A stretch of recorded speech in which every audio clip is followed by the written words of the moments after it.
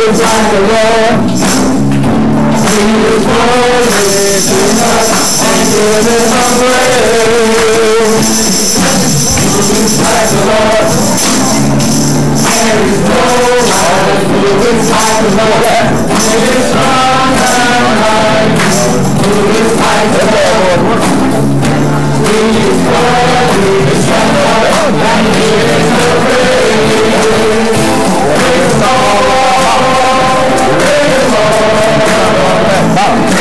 If the sound is not going out, it should be going out.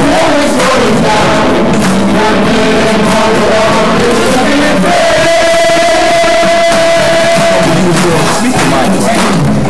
Like the Lord, there is no one who is like the Lord. He is strong and mighty. Who is like the Lord? He is worthy. Stand up and give him praise. Praise the Lord. Praise the Lord. Our Lord is worthy of glory. From the rising of the sun to its going down, the name of the Lord is to be praised. And give him the glory. Stand up and praise him. And give him the glory. Stand up and praise him. And give him the glory. Stand up and praise him. And give him the glory. Stand up and praise him. And give him the glory. Stand up and praise him. And give him the glory. Stand up and praise him. And give him the glory. Stand up and praise him. And give him the glory. Our God is worthy of praise.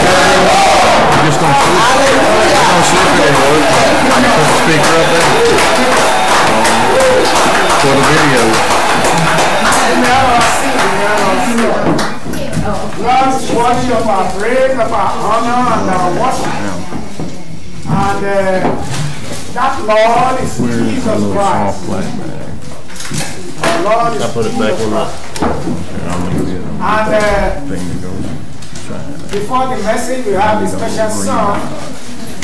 And the special song will be, we will worship the Lamb of Glory. We will worship the Lamb of Glory. And that Lamb of Glory is Jesus Christ, is our worship. We will worship the Lamb of Glory. And after this special song, we will be having the message today from our brother. She said she was getting nothing on Zoom or on the conference line. Lani Finley, to give us his message. More of God today. Of course, I don't exactly trust her knowledge of how to We will worship the Lamb of Glory after the special song, Mr. Lani Finley.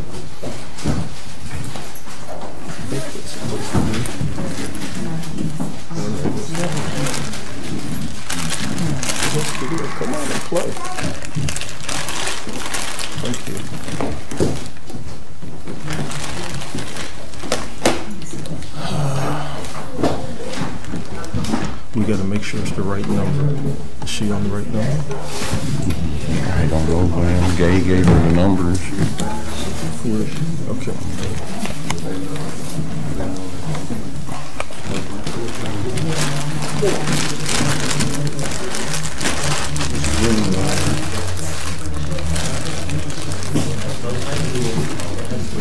If everyone wants coffee, Where's the green one? there's something going on.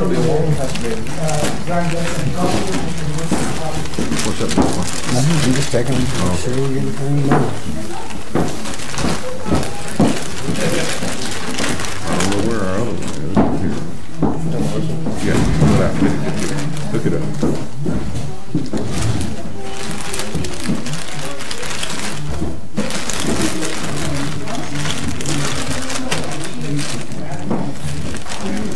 Well, you gonna run the mic, you gonna run what you wanna do? I don't know if any of those are working. I'm just gonna set a speaker up here so when it plays, I wanna see if it will still play my speakers and still come out of there.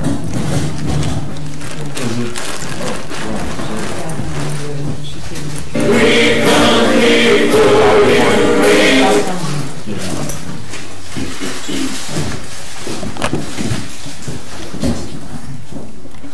Sorry about that.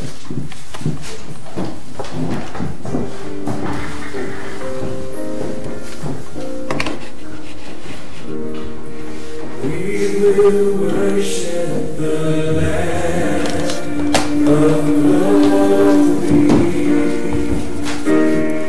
We will worship the King of kings. We will worship the Lamb of glory. We will worship the King. We will worship the Lamb of glory. We will worship the King of kings. We will worship the Lamb of glory. We will worship the King, and with our hands lifted high, we will worship and sing. And with our hands lifted high, we come before you rejoicing. With our hands lifted high to the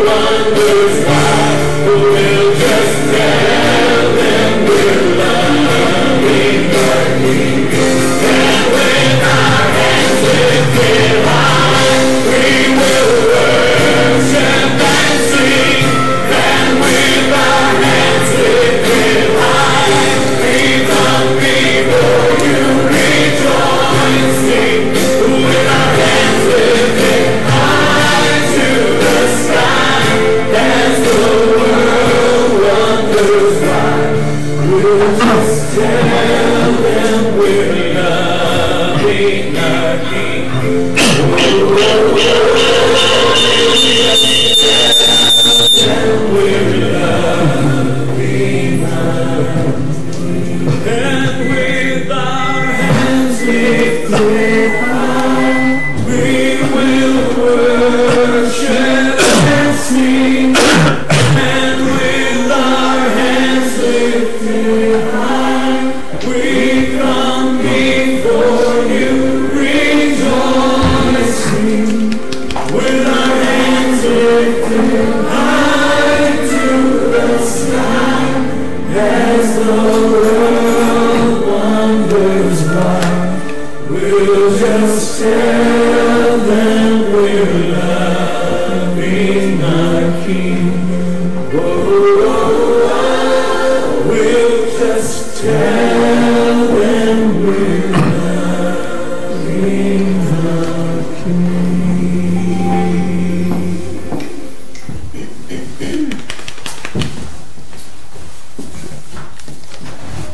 Let's see.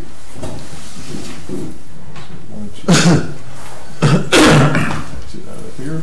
Pretty sure we want to exit. Oops.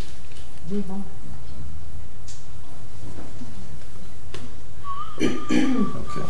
See, that one's so hard. Where are you? That one's so hard.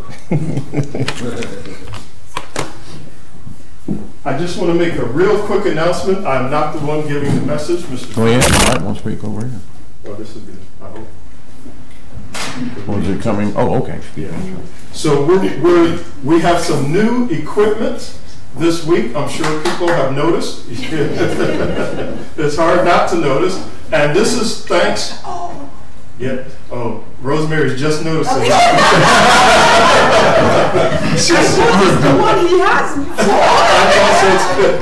When I first came in, yeah, I thought it was too, but it's totally different. So this is a blessing to us that God has given to us through Gay and Lani Finley, through Dolores and Lemmy McGarry. So let's thank them for that.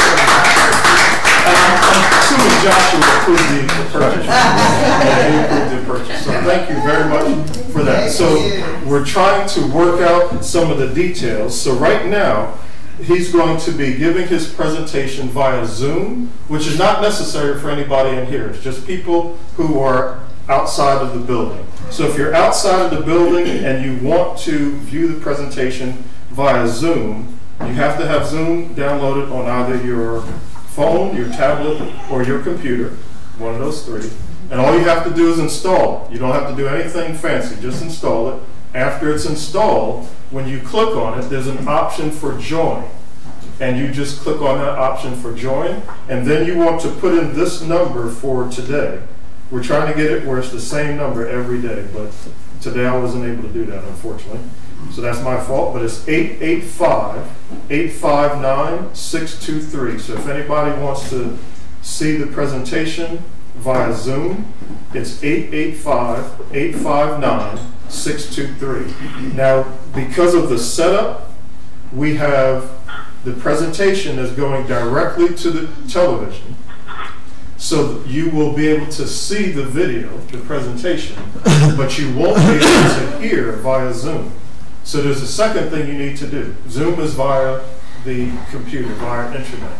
So the second thing you'll need to do is call our conference line, and most people are used to calling the conference line. But just to remind people, the conference line number is 605-475-3200. That's 605-475-3200. And then you'll have to put in the access code, which is 694-474. Again, that's 694-474. And then you put in the pound sign.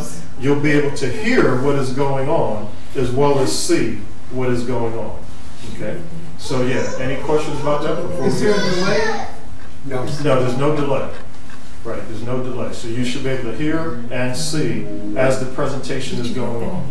Yes. I just wanted to let you know that Lori just texted me and said that they're on Zoom, so it works as far as video. Yes. And I told them they needed Call the conference line. Yes. She asked if you would repeat that information again. Yes, I will.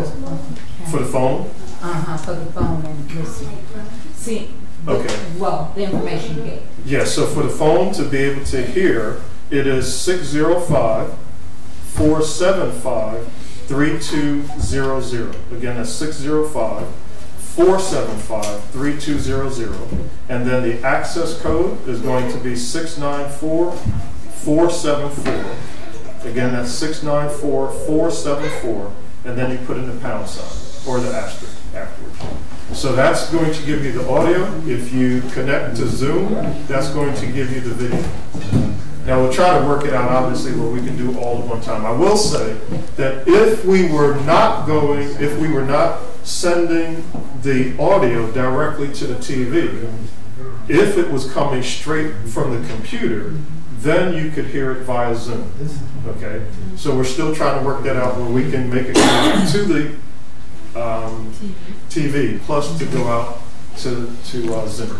So we'll be able to get that worked out. All right, if you would, just bear 1 second. I want to see, I've hooked up my speakers. If it comes out there, and if it'll come out from speakers and here, that way I can take one of the speakers, set it next to this for the videos, and they can get, we'll make sure they can hear it well. Just 1 second, and we'll Okay, we'll so check here's the that out. test.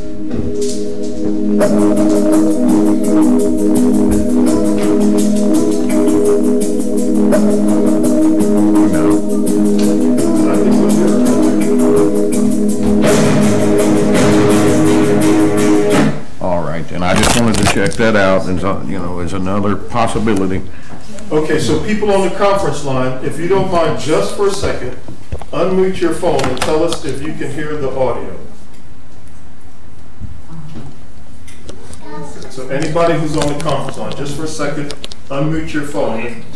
So can you hear the audio? Don and Lori, we hear. Okay, great. Okay, so it looks like it's working. Thank y'all for your patience. And now we're going to bring up Lani Finley. Or actually, we're not going to bring him up. Let me get this out of the way, Glenn, so that you and I won't be. All right, Joshua. Joshua. Make sure you plug in the video.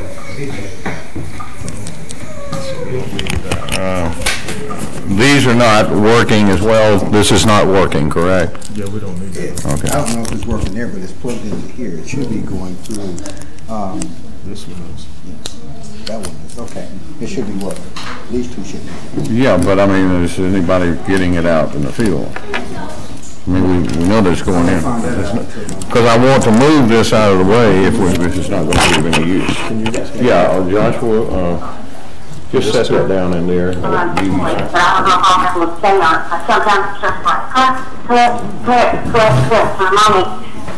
Yeah, I want to get this in the center over here where they can hear us better. That's what I wanted to do. We can move the table up, Cam. All right, and you and I. There we go, and we're pretty even with it. Okay. What's that? Was it your breath? Yes. The back of my head is singed. Okay.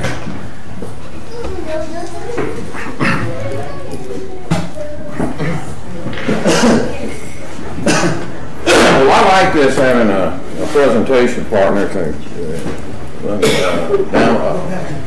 do what? Take the PowerPoint back to the beginning. We're not even going to use this, Lenny. We're going to be good starting on slide on 20 where we left off. Yeah, that's okay. All right.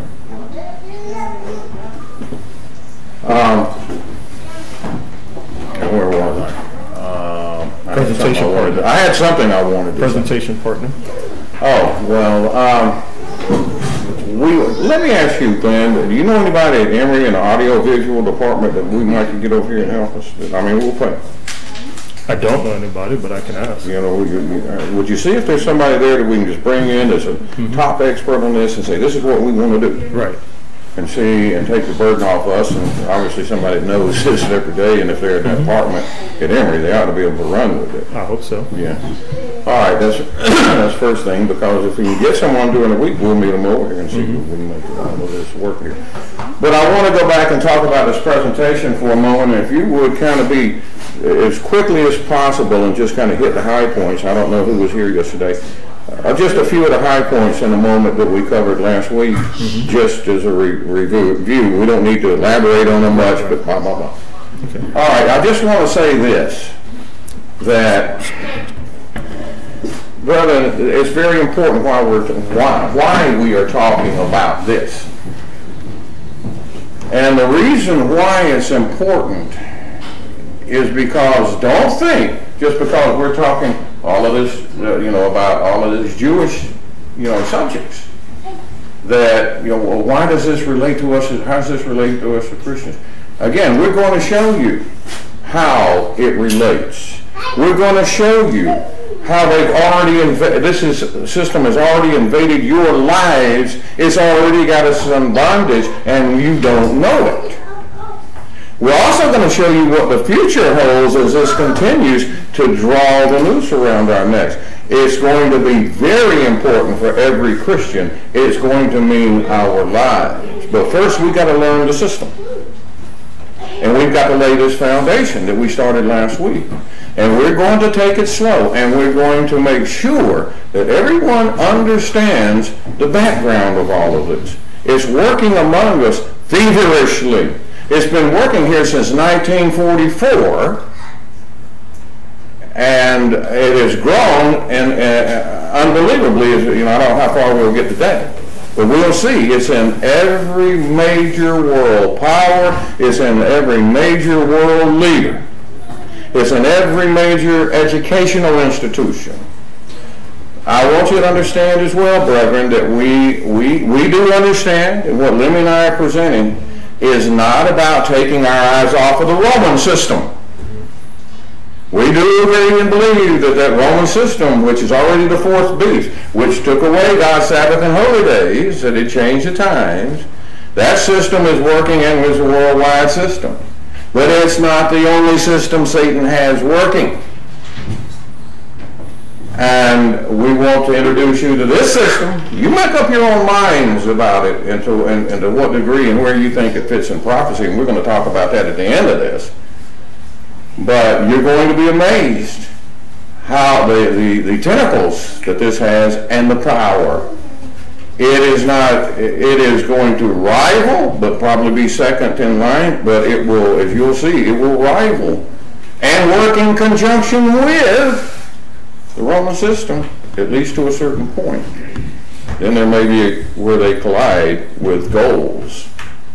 But bear with us. We're going to have to walk through a week or two or three of historical information or information learning about personalities that are major players in this, so that you can put the puzzle together and make the wisest decision. But I think you're going to go, today we're going to get into that part of it. We're learning about the personalities in the background. When we get in the center, middle of this thing, I've got to believe some of us are going to go, I didn't know.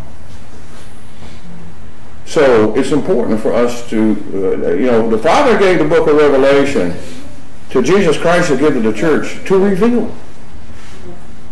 And we're certainly in these end times. We haven't got much more time if it's not revealed, to know it. So we better be looking out. And again, Satan has made us all aware of, or the Holy Spirit has, of this Roman system. And we have all, we did a presentation here where we put all the pieces together all the way back to Semiramis and Nimrod in a 5 or 6 week presentation. And we exposed that in the scriptures and history, but in our background, we only got snapshots, basically. We tied them all together to give a tapestry. And we believe in, that system, and what it's going to do in the scriptures. But brethren, Satan is the slickest deceiver in the world. As I said, you're already in bondage to it and don't know it. You're going to be, and I'm going to be, and Glenn's going to be possibly dead from this system in a short period of time. you know, in the overall scheme of things. So we don't want our brethren, we don't want ourselves to be caught only looking at one system. You know, Satan may have the axe over here, but he's got the knife coming this way. And so that's what this is all about. And let's go ahead and move on. If you would just hit some highlights there, Glenn, and we'll start the second one. Okay, so the first highlight that I remember, but y'all can pitch in case I forgot something. All right, so the first one is that the Temple Institute, which is an organization that's in Israel, they're seeking to rebuild the temple. There have been 2 temples already. One was Solomon's temple. That was destroyed by the Babylonians. Then Ezra and Nehemiah rebuilt a temple, but that one was destroyed in 70 AD by the Romans. So this third one, the Jewish people want to rebuild, and of course it's in Jerusalem. In order for the temple to be rebuilt, they're looking at developing a priesthood, so they already have identified priests. They're also looking for the red heifer, because the red heifer needs to be killed in order to cleanse the temple and to restart sacrifices. And then also there's an altar, and this was one of the most fascinating things to me. Very cleverly, the people have said, let's develop a transportable altar that you can just take and put it here or there, so that as soon as the red heifer is declared as a red heifer and they're ready to start cleansing their area of sacrifice, they can put up this altar and start to sacrifice it. The other thing, and I think this is the last thing, the other thing to be really aware of is we're thinking that this temple physically has to be rebuilt, but there is kind of a way to go around that for the sacrifices to start, because the Jewish people have said if there's some kind of emergency, we don't need a physical temple literally, we just need a location. So they might try to get around it by doing that. That's great. I just wanted to kind of bring that up to date. Let me go to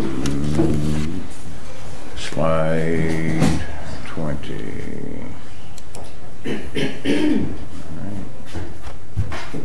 All right, back up here. We ended with that. We were on the Temple Mount, and excuse me, discussing that a little bit. Okay, and this is what we started with: the Jewish false gospel of salvation, the 7 Noahide laws, and the Chabad, that's pronounced Chabad, Lubavitch movement. Put this in your psyche, brethren. You can see this on the news if you watch it. But you gotta, you've got to be aware of what's being said. But Chabad, and we'll see what that means, and Lubavitch movement. You probably never heard of the 7 laws of Noah or Noahide laws, but you're going to see how many people have it. You're going to see how many world leaders are embracing it. You're going to see what's been going on that we have not seen. And we're going to start that journey right now. Virtually unknown. Well, go ahead, Glenn, for me, please. Okay. Virtually unknown to the vast majority of modern Christianity, a very powerful sect of the Jews, well-funded and wielding worldwide political and religious influence, is now promoting a Jewish false gospel message of salvation, which rivals the false gospel message taught by the Roman Church. Amazingly, these very powerful Jews feel it is their God-given mandate to usher in world peace, universal brotherhood, and global morality by compelling the United Nations, world leaders, religious organizations, and the general public to accept, teach, and keep their 7 universal laws known as the Noahide laws. And this is the Torah's path for non-Jews. That's the definition of Noahide laws, the Torah's path for non-Jews. According to these Jewish leaders, adherence to these 7 Noahide laws offers non-Jews the opportunity to acquire a state of spiritual purity, righteousness, and earn eternal redemption. Yes. I think we should pause there for a second.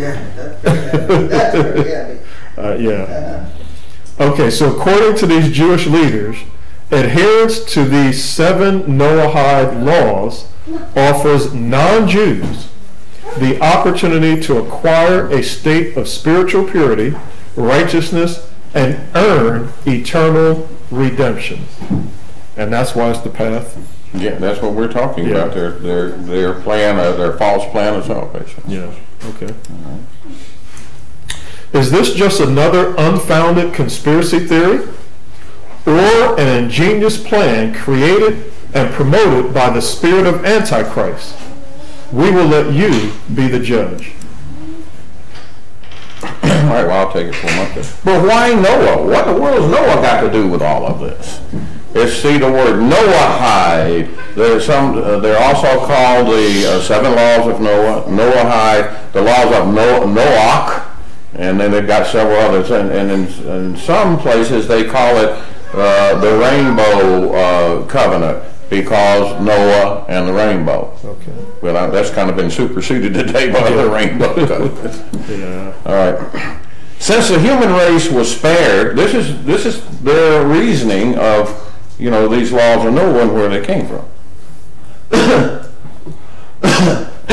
Since the human race was spared from total extinction due to the righteousness of Noah, several prominent Jewish sects look upon Noah as the second father of all mankind. And according to their Jewish teachings, they claim that after the great flood, God covenanted with Noah and gave him 7 laws that are binding upon all the post-flood generations of Noah, which includes all of humanity born after the flood. Not just Jews, Israelites, or whatever, but all humanity. Because, all flesh was virtually destroyed except for the 8.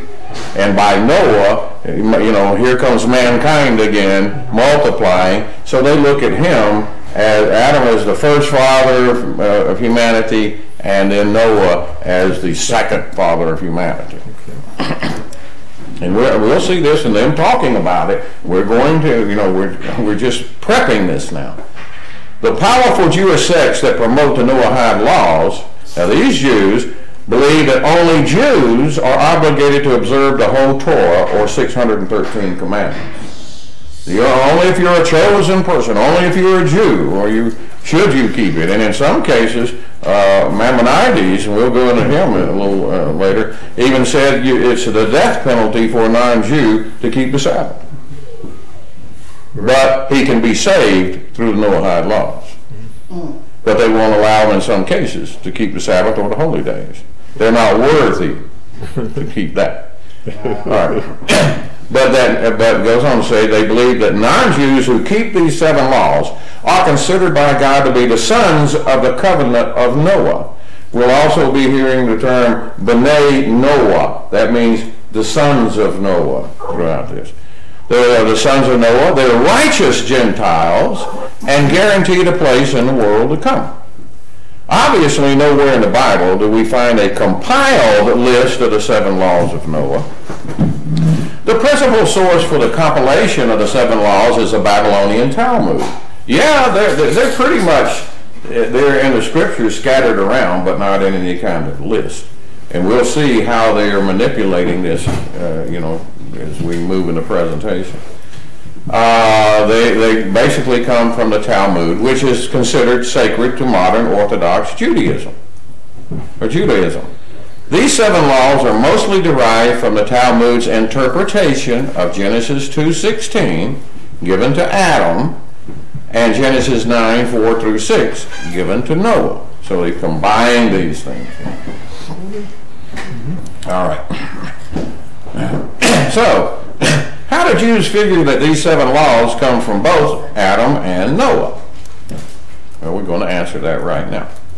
It has been said that the basic laws, which apply to all people, were known to Adam, with the exception of the law permitting eating meat with its life, its blood in it.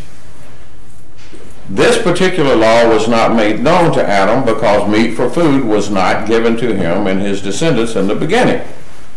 The provision of meat for food was later given to Noah and his descendants after the flood. So, after the flood, it is Noah who stands for the whole human race, because again, it flourished pretty much out of him. He was the only one considered righteous. His children and his wife were not considered righteous. Right. So he's considered the father of the righteous, you see, how we're going with this in their thought process. Mm-hmm. Okay. After the flood, it is Noah who stands for the whole human race, as Adam had done in the beginning.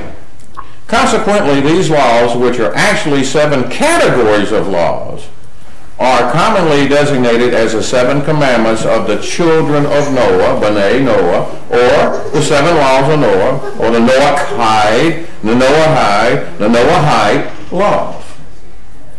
So you hear any of those terms? It's referring to the same thing. And although references to these laws are found scattered throughout the scriptures, the first known written compilation or list of these laws was in the 2nd century of the Common Era. That's when the Jews started putting this idea together. The term Noahide, now we want to make sure we understand all of it, applies only to Gentiles. Only Gentiles can be Noahides who keep the 7 laws. They got to be those Gentiles that keep the 7 laws. But it never applies to a Jew. Because, see, they're considered the chosen people. The Jews also refer to non-Jews as goyim, which is not a nasty term particularly, which is a Hebrew word that means a nation.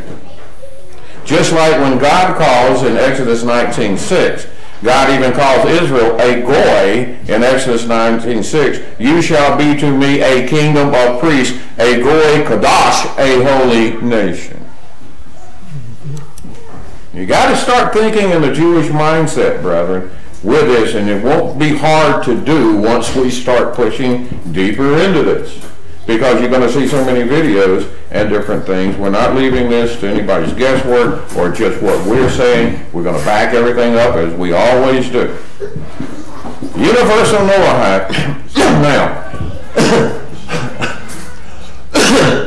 excuse me.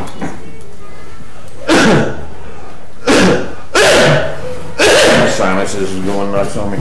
All right, now this is the Universal Noahide Institute for Noahide Code. It's one of the largest organizations in the world.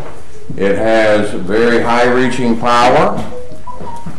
It deals mostly with world leaders. You will become familiar with this. Their website is Brit Olam, and Olam means forever, right? In Hebrew, forever and ever. Noahide World Center. Now don't take these things lightly, brethren, because when we see the power and what's going on, you'll go, wow. The Institute of Noahide Code, that's what it's technically called. The Institute of Noahide Code is basically the mother organization of the International Noahide Movement. It is involved in many global educational outreach programs which vigorously promotes the practice of the 7 laws of Noah to all the world leaders. The primary group behind the Institute of Noahide Code is the very powerful Jewish organization and sect known as Chabad Lubavitch. Their goal is to influence all religions, nations, and world leaders to adopt, codify, and instill the 7 Noahide laws into their individual national constitutions. And they will see how they're going about this. And it's no game. According to this Lubavitch sect, the Noahide laws are a subset of the 10 Commandments. And one of their main objectives is to establish a worldwide theocracy government based upon the 7 laws of Noah. Their ultimate goal is to perfect the world through the teaching, acceptance, and or enforcement. They're not above or against enforcing them. Of the Noahide laws upon all non-Jews. They believe, this gets into their spiritual heads, and we're going to see more about this. They believe with all of their heart, soul, mind, and beings, brethren. You will see how adamant they are about this. That global adherence to these laws is what will bring forth the worship of one universal God. Peace on earth. This free meeting will end in 10 minutes. What's this? I can refresh it. Yeah, we'll refresh it. Do what, sir? We'll refresh it. Oh, okay. They believe that adherence to the laws will bring forth the worship of one universal God, peace on earth, and create a perfect world. We'll see here by their own words. They do not believe that a being or God, anybody's going to change the world by changing human nature. They believe it's going to be done by technology and knowledge.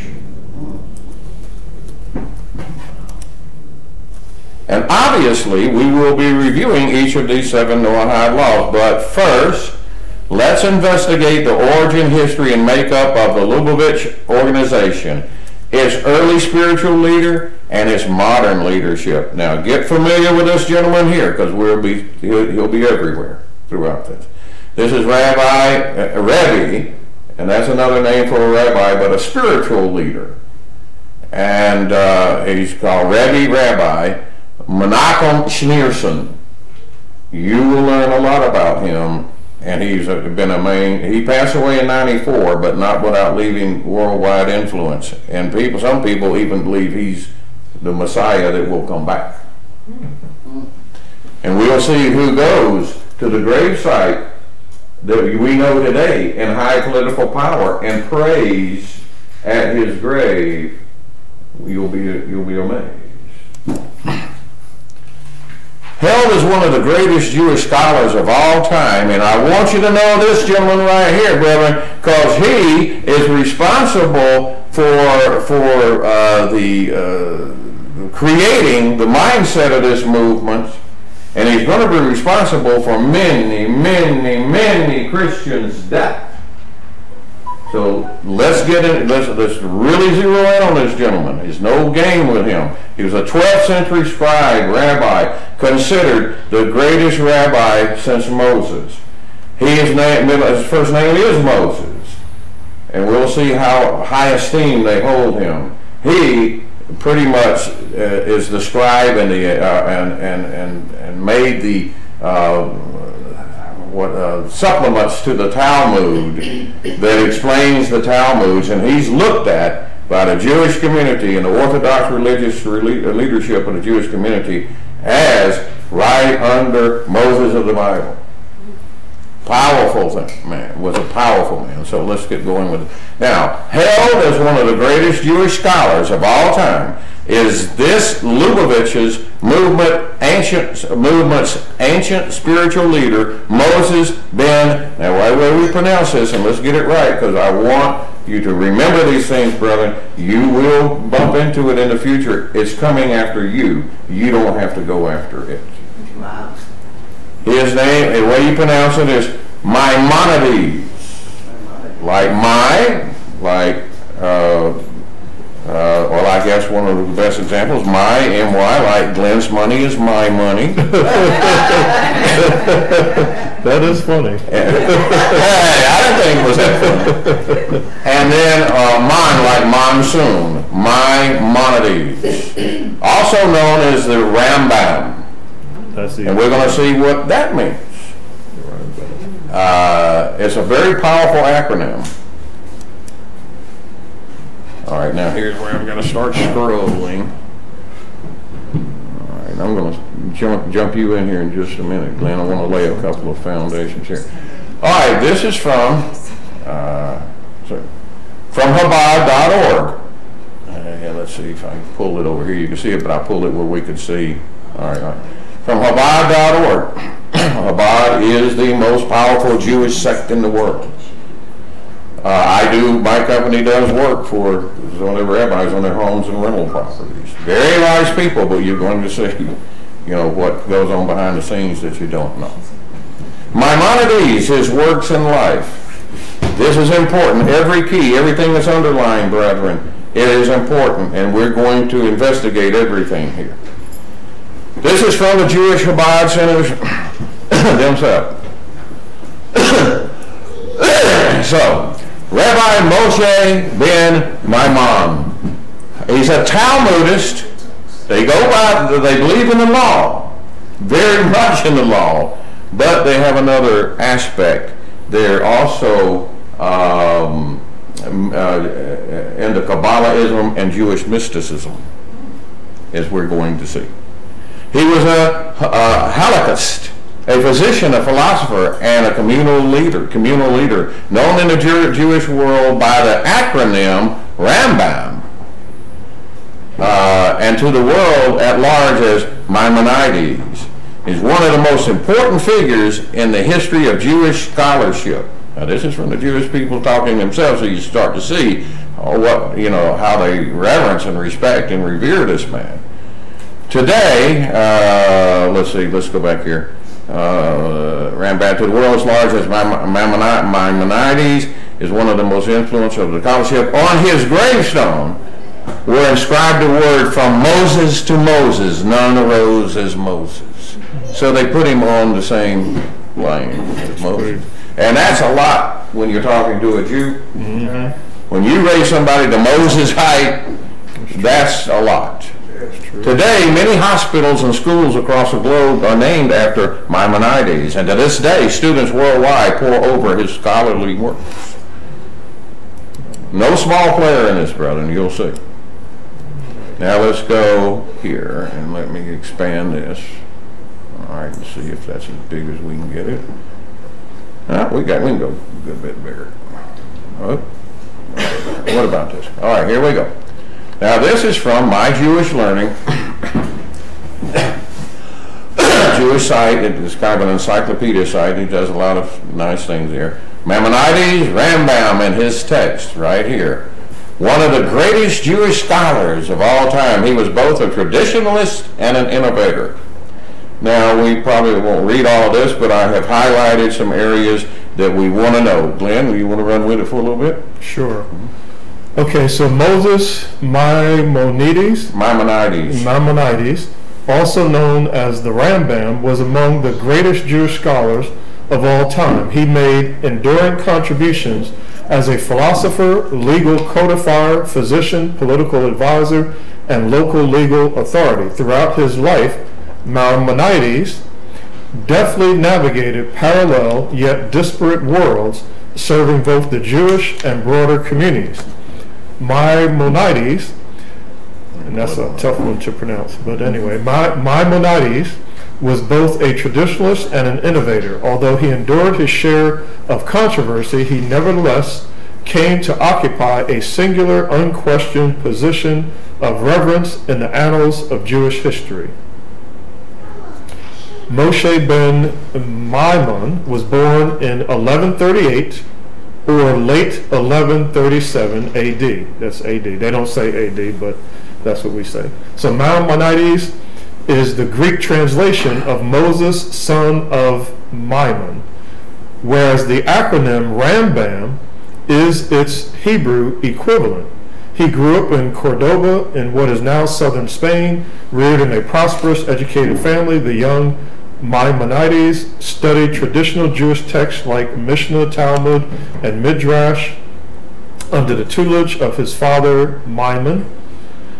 An accomplished scholar in his own right, Maimon was the intellectual scion of legendary Halakhist Jewish legal scholar Isaac al-Fasi.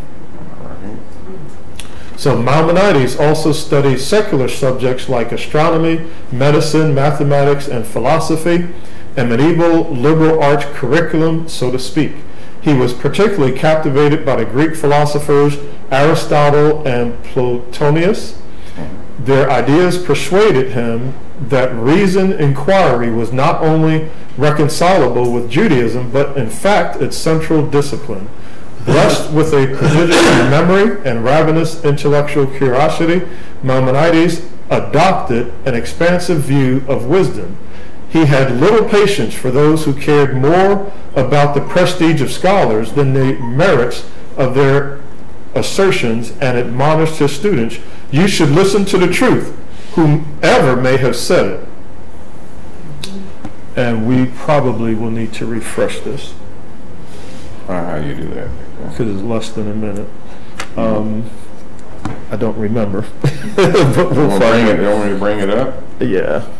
Where is it? Right here? No, you're actually on it, I think. Lani, can I ask you a question? Yeah, what you do. Yeah, You want to just back we're going to refresh it.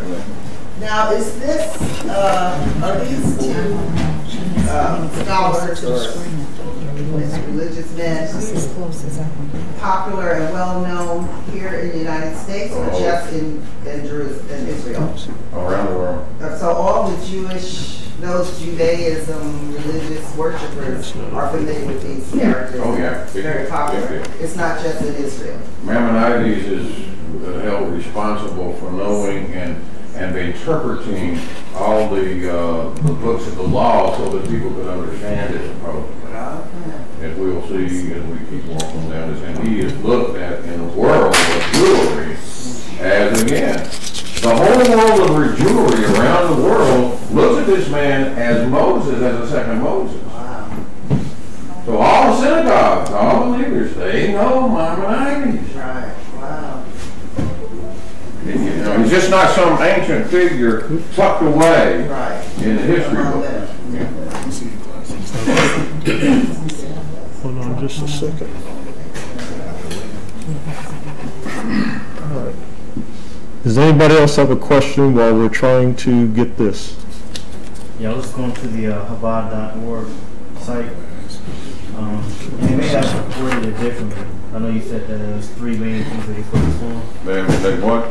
There was three main things that they focused on. You mentioned was wisdom, understanding, and you said technology. Well, this is now we're talking about two different things. We were talking about what Chabad means, the wisdom, the knowledge, and so forth. Then we're going to be talking about what the Chabad Lubavitch rabbis teach about what's going to change the world. Gotcha.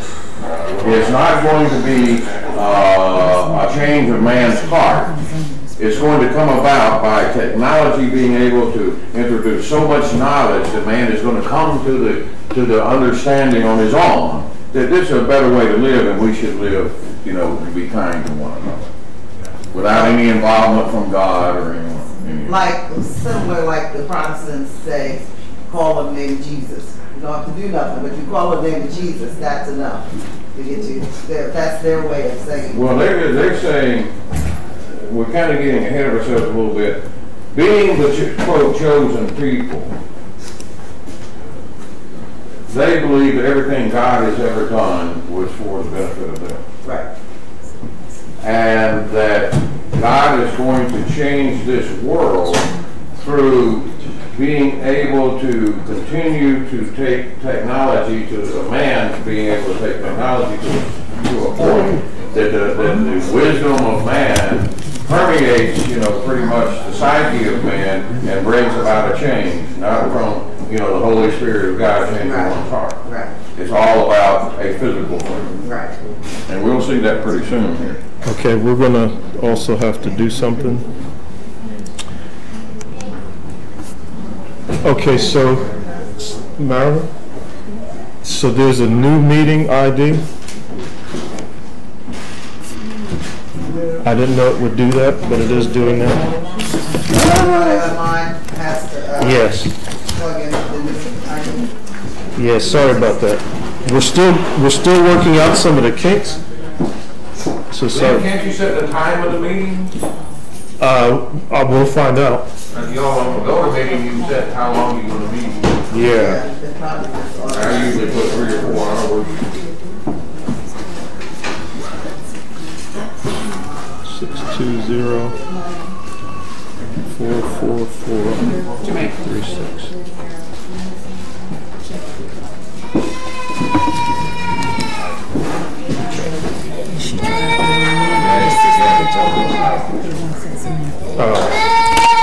Okay, so for anybody on the phone, the new meeting ID is 620-444-836. 620-444-836. And again, sorry about that. We're going to try to work out all of these kinks. 620-444-836. Let's see what happens.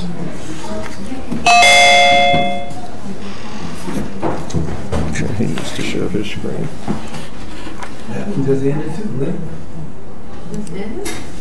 Oh, I think it did. I hope it didn't. Yeah, we should be back.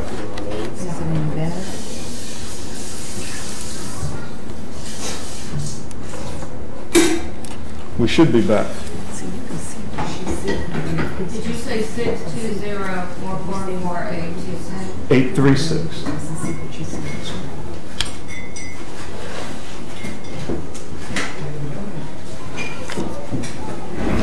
Because I remember when we pulled it up originally, it said scheduled meeting. Yeah. So we'll look for that.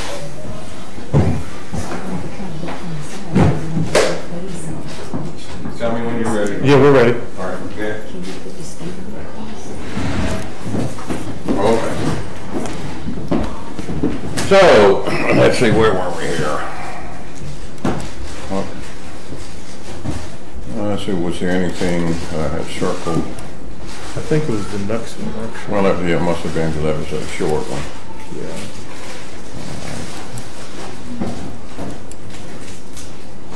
Yeah, that's good. Let's see if there was only anything else down there. Yeah, let's see. I think you want to maximize it. All right, there we go. Dan, you want to run? Yes, okay. So we are recommencing with the reading.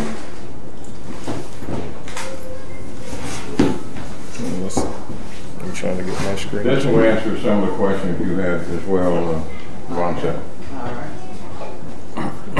Well, I'll run with it until Glenn gets up. Video off, and also we're seeing a blank screen. We can see the cursor from the computer, but not any of the message. Okay. Please send any complaints to Benny McGarity, General Delivery, Dallas, Georgia. Can you see it now? John, can you see the screen now? No, we still can't see the screen. We can see Lani. How are you seeing the emails? In the bottom, in the bottom. The bottom right corner we see Lani, but the screen, we can see the cursor from the computer and we can see it moving around, but we can't see any of the message. It's just a blank screen. Okay, hold on just a second. Huh? Okay. Can you see it now? Yes, we see it now. Okay, great. Yeah. Trying to be popular, want everybody to see him. Oh, we're going to run people off. Okay. Here we go then. Let's go back. All right. Maimonides composed the Mishnah Torah, literally a repetition or second Torah. You see, that's how people look at it. Over a 10-year period, continuing to edit it until his death. Comprising 14 books and nearly 1,000 chapters, it was the first ever comprehensive code of halakha, or Jewish law. In writing the text, Maimonides drew from earlier sources such as Mishnah, Toshifta, Midrash, and the Talmud, with an encyclopedic memory and considerable attention to both intertextuality and literacy. Aesthetics. Literally, aesthetics. Mm-hmm. I don't know why I'm getting tied down on that. Literary aesthetics. His admiration for these works notwithstanding, he besieged the manuscript to be so exhaustive and so accurate that it would make all the Torah itself obsolete. Now, can you imagine this, that all the years and the thousands of years of the sages and the scribes that they had written, that, did they come to this conclusion here? that there was so much his admiration for these works that was so exhaustive and accurate that it would make all but the Torah itself obsolete. All but the book of God, the Old Testament. Yeah. The Tanakh make all. In his introduction, he instructs one should read the written Torah and then read the text. Then he will know the oral Torah in its entirety without needing to read any other text besides. See what a high position he's put himself in. Mm-hmm. He had a pretty high opinion of himself, didn't he? Yeah. So he becomes an authority and a legend in his own eyes. All right, Baghdad. So, all right, let's go right down here. Maimonides died in 1204 and was buried in Tiberias in the north of Israel in accordance with his wishes. An epitaph on his tombstone, which many people continue to visit, compares him favorably to his biblical namesake. From Moses to Moses, there never rose another like Moses. So again, we see different sources repeating this, different Jewish sources. All right. Yes, outside of Moses of the Bible, the Lubavitch rabbis hold Maimonides in the highest esteem as a teacher of Jewish law, a Jewish scholar, and as we will learn, a prophet. Let's investigate the modern leadership of what has become known as Chabad Lubavitch organization.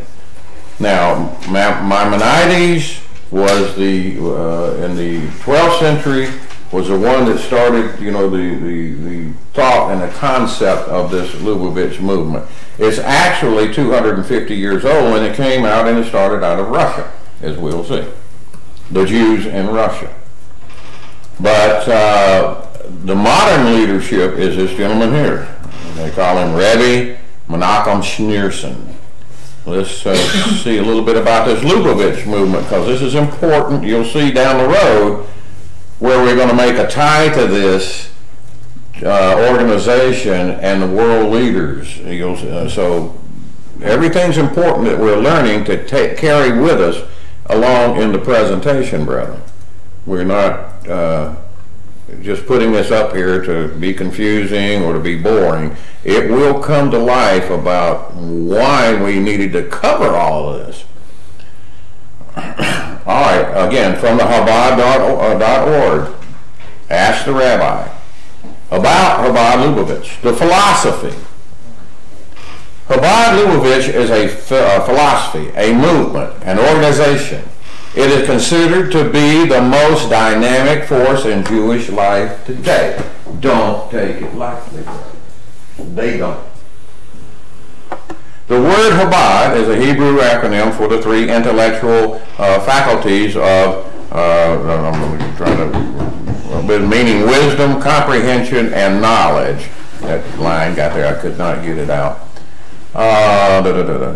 It teaches the understanding and recognition of the Creator, the role and purpose of creation, and the importance and unique mission of each creature.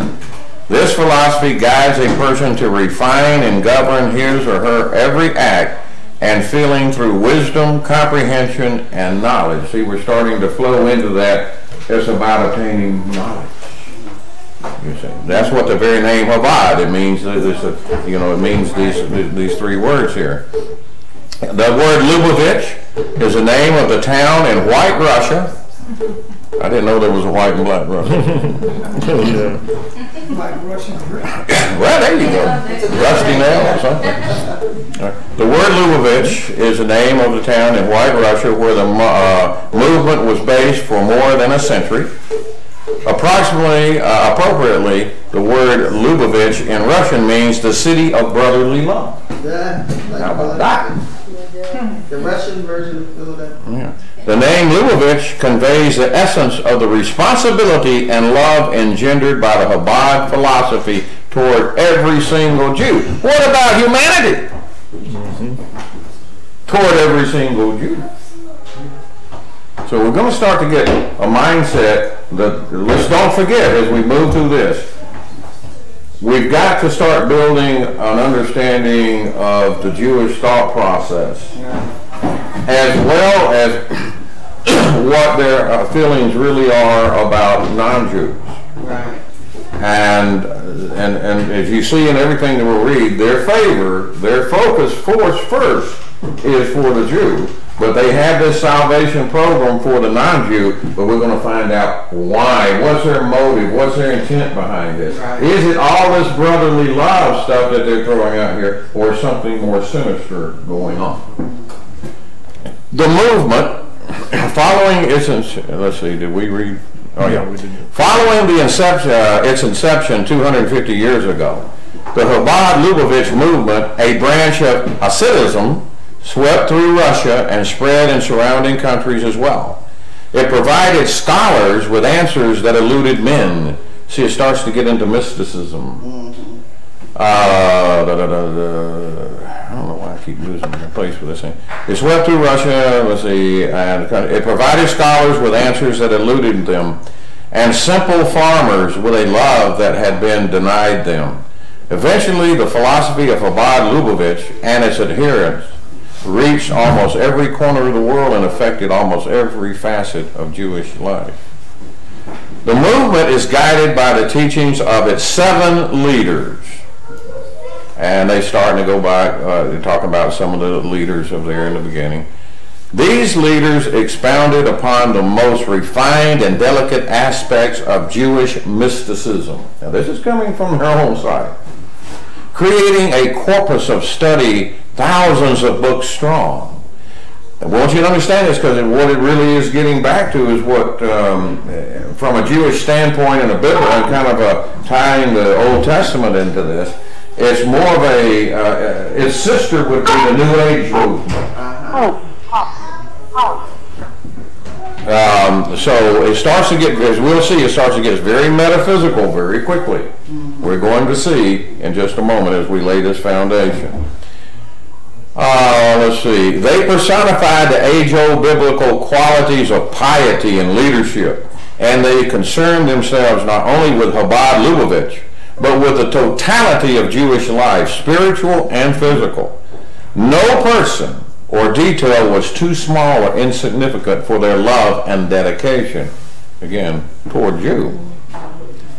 In our generation, and that's where we're going to go, this gentleman we keep seeing, Schneerson, in our generation, and again, we're at their side, the Lubavitcher Rabbi Menachem Mendel Schneerson of righteous memory, he died in 94, known simply as the Rebbe, guided post-Holocaust Jewry to safety from the ravages of that devastation. The origins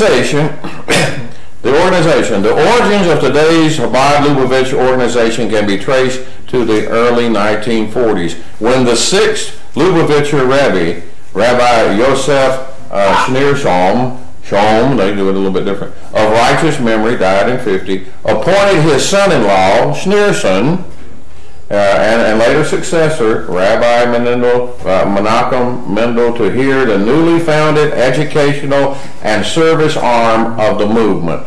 Don't forget this. The educational and service arm. We're going to see how they're moving up under the current. Remember those 2 points. Motivated by his profound love for every Jew and spurred by his boundless optimism and self-sacrifice, the Rebbe, talking about Schneerson now, set into motion a dazzling array of programs, services, and institutions to serve every Jew. Don't take this lightly. From nothing in 1944. Today, over 4,500 full-time emissary families apply 250-year-old principles and philosophy to direct more than 3,500 institutions and a workforce that numbers in the tens of thousands dedicated to the welfare of the Jewish people worldwide. It's no small baby. And it grew from just this little man in 44 to this proportion, because he was very charismatic. Let's move on now. Keep him, we're going to keep seeing him. So, but what exactly is Hasidism, Kabbalah, and Zophar? Because that's what they embrace. Okay? So let's get a little information about that. Glenn, as soon as I get through this, I'll call you more. I just want to hit some of the high points here. Can you name those three? Again, you went through that slide. I mean, I wanted to note this. Of what? What was the question? Go back to the last slide for a second. Those three. What are we trying to spell? Scroll back up. Those three. Go back to the last slide for a second. All right, cancel. Save. No. Okay. Right. Okay. I want to write that down. Go. Open this. Yeah. No, I think. Where you named the three. Yeah, go. You can close that one. Kabosh. Yeah, you can close. Oh, that one. Okay. All right. Okay. I'm with you now. Yeah, there we go. Yeah. All right. What exactly is Hasidism, Kabbalah? Kabbalah is basically many people consider Jewish witchcraft. And they don't deny that there can be magic used in it. We'll read that in a moment, even from their sources. Write down the three. Okay. But keep in mind, 4,500 institutions right now around the world, and we're going to see how powerful and how high up in the government and world leaders this is, that practice mysticism, Jewish mysticism. That's the reason it's so easy for Satan to wiggle this in to what he's doing with the Roman scenario. All right, let me take this down a little bit. It's gotten so big. What Hasidic, this is from my Jewish learning, what Hasidic Jews believe. Well, let me pull this on up because it's smaller. All right. Though Hasidism is not a homogeneous philosophy, there are certain ideas common to its many subgroups. And we're going to look into a couple of things they believe, and you're going to go, what? Hasidism is less a movement with ideas of its own than one in which ideas found in the classical Jewish sources, especially the Kabbalah, they are given new life and fresh emphasis. The task of discovering in what this emphasis consists is rendered difficult because each of its early masters, the study of Kabbalah, and this is this has gone on for centuries, and kind of a study of different magic or witchcraft or so forth, or spiritualist things. They come from different sources, so it's kind of hard to put it all together sometimes. They're given new life and fresh emphasis. The task of discovering in what this emphasis consists is rendered difficult because each of the early masters has his own interpretation of Hasidic doctrine. In some respects, for instance, the teaching of Dover, Bear, Mezharek are variants with those of Jacob, Joseph, those of different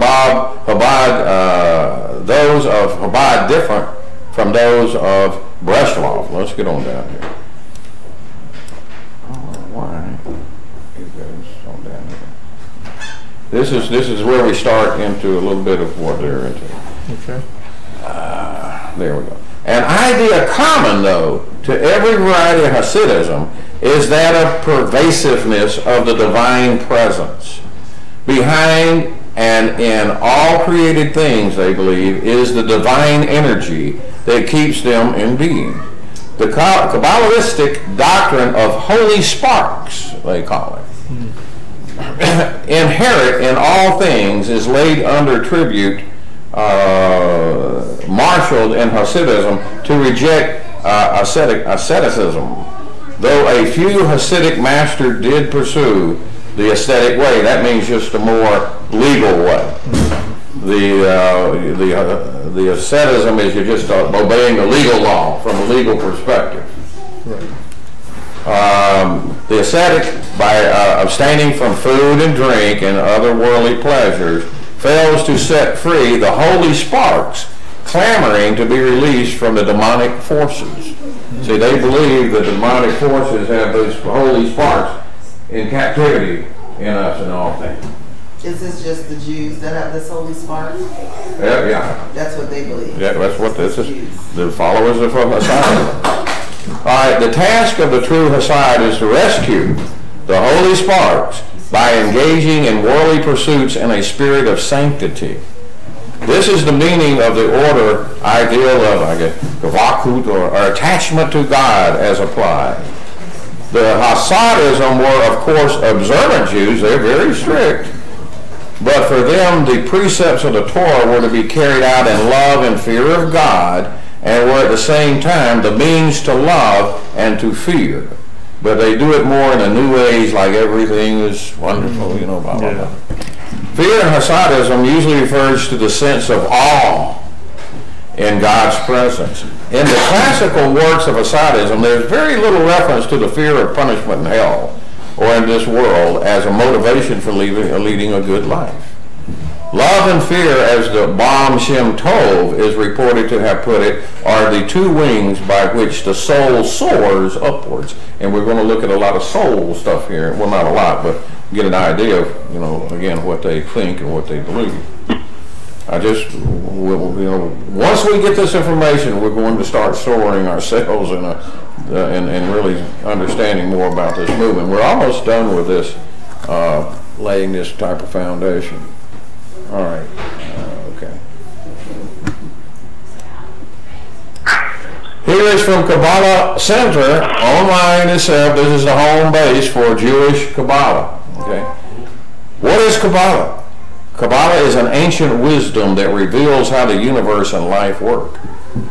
On a literal level, the word Kabbalah means to receive.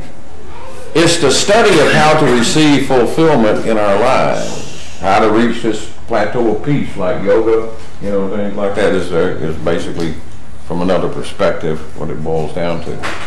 Kabbalah is an ancient paradigm for living. It teaches that all of the branches of our lives, health, relationships, careers, emanate from the same trunk and from the same root. It's the technology of how the universe works at its core level. It's a way of looking at the world that can connect you to the kind of permanent fulfillment you seek. The knowledge we impart, these Kabbalah Jews, the information we provide, and the tools we share must have practical results in your life. Results you can feel. Kabbalistic wisdom is not based in blind faith, but practical application. Kabbalah will deepen your understanding of the universe and give you more information and tools to understand why things are happening to you. Here we go. Now we're getting into more of this movement. And how you can better connect to the light of the Creator and receive the fulfillment you're seeking. This is from their central place. And very important here. Ancient wisdom. 5,000 years ago, a set of spiritual principles was communicated to humanity in a moment of divine revelation. These ancient revelations unlock all of life's mysteries and give us the secret code that governs the universe.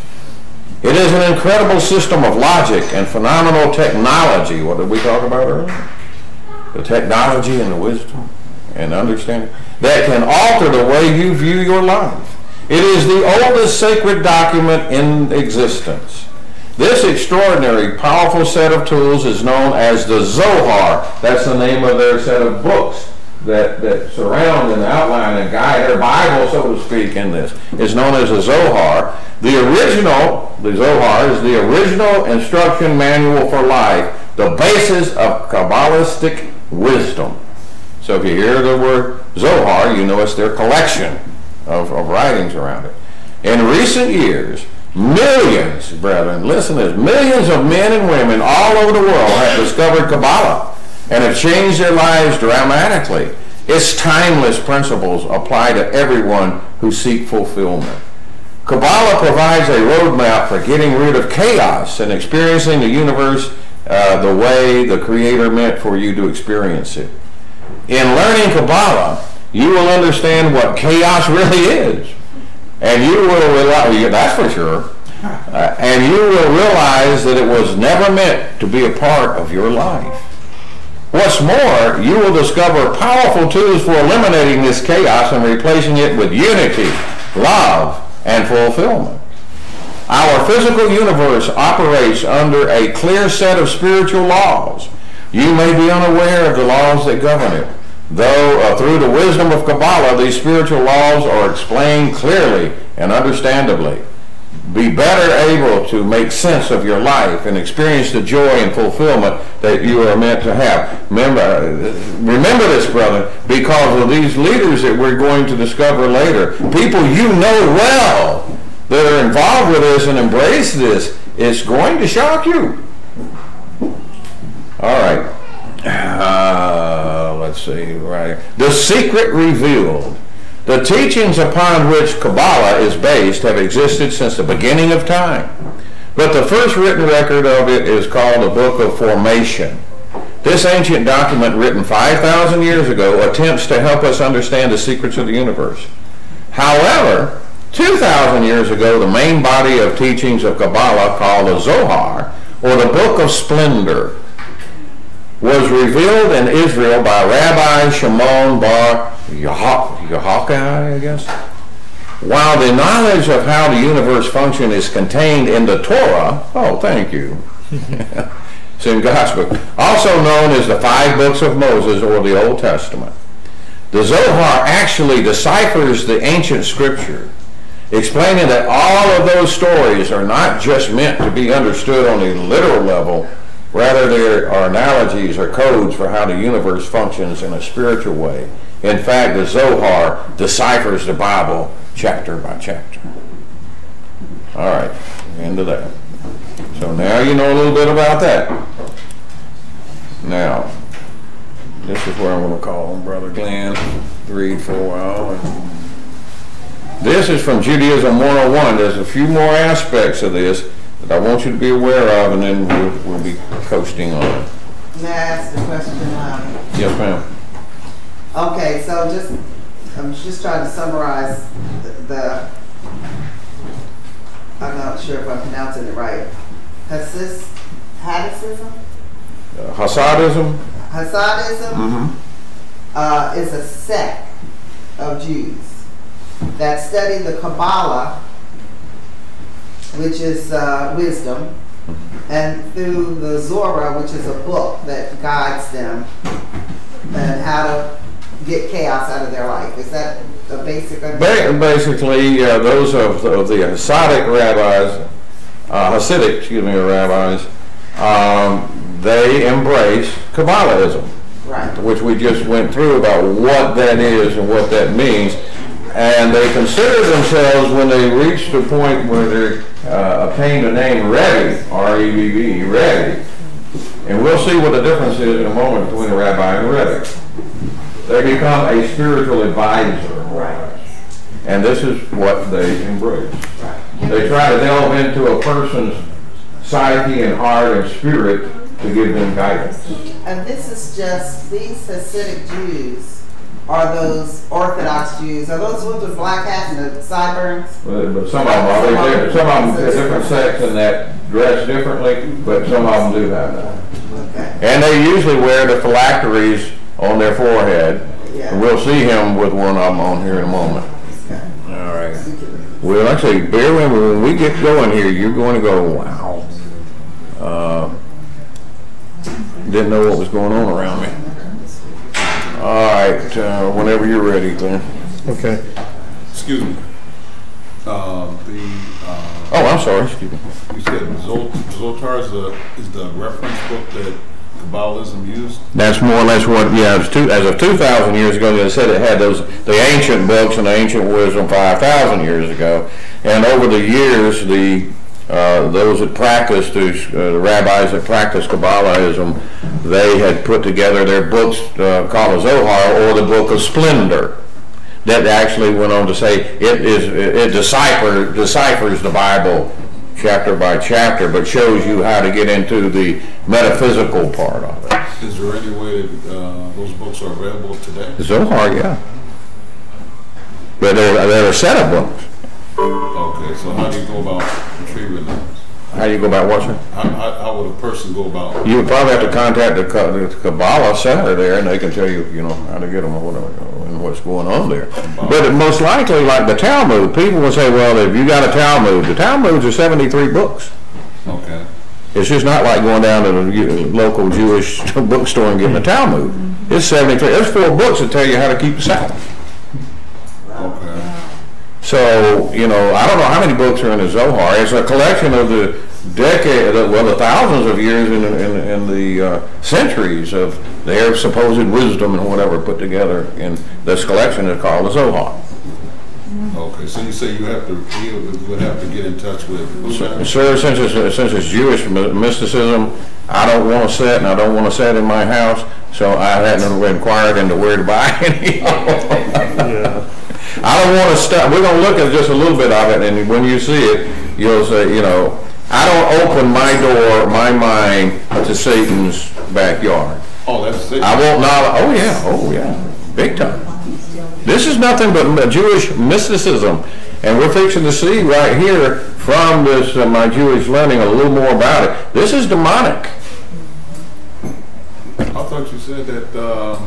Excuse me for saying this, but I thought you said that was a way of moving evil spirits from you.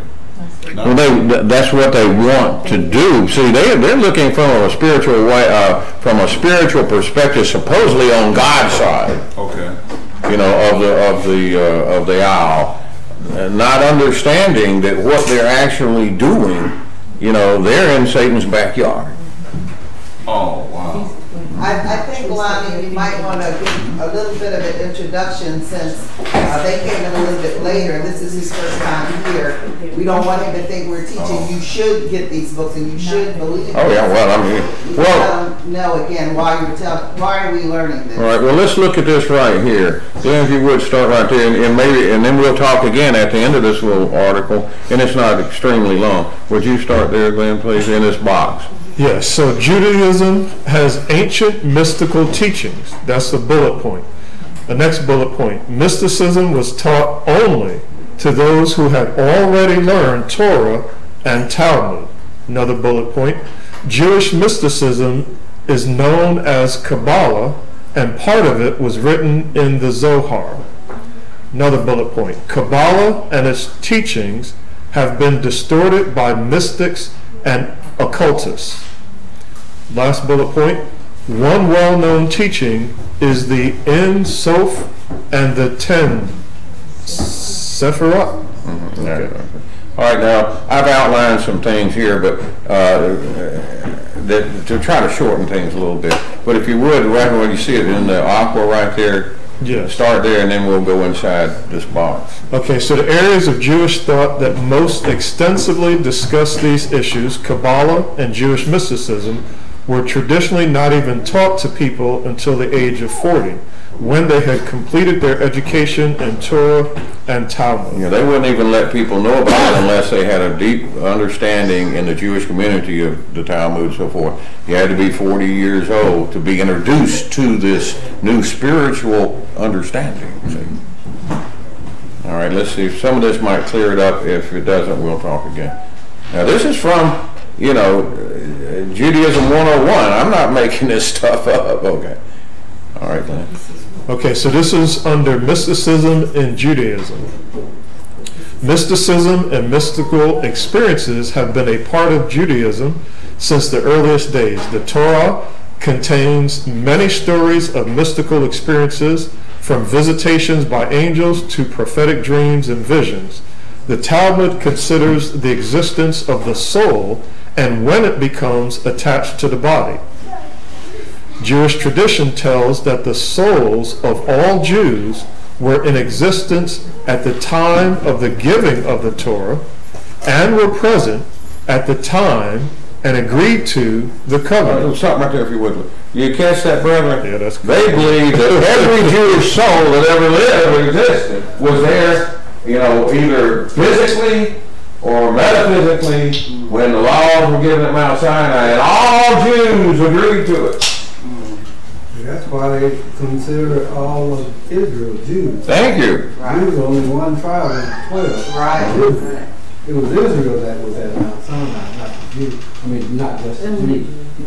Okay, Glenn, I'm sorry. Yes, but this is interesting, just to say it a slightly different way.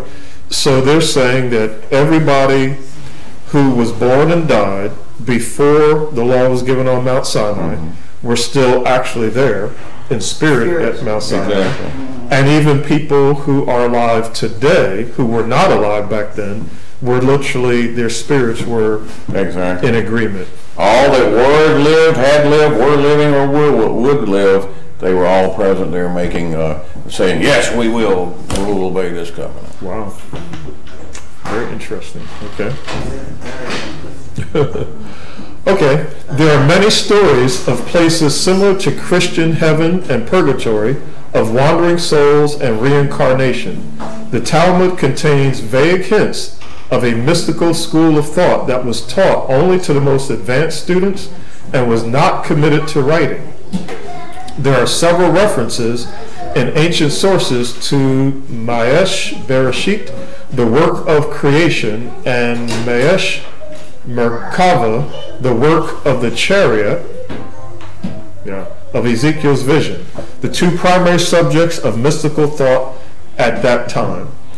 In the Middle Ages, many of these mystical teachings were committed to writings in books like the Zohar. Many of these writings were asserted to be secret ancient writings or compilations of secret ancient writings. All right, let me get rid of this.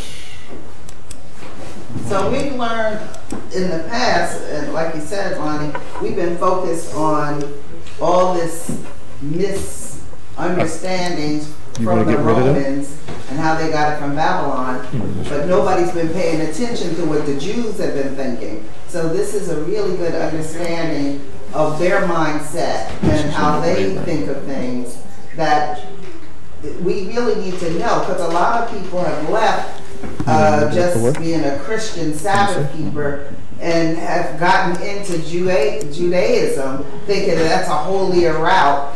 And this kind of teaching would cause them to think it.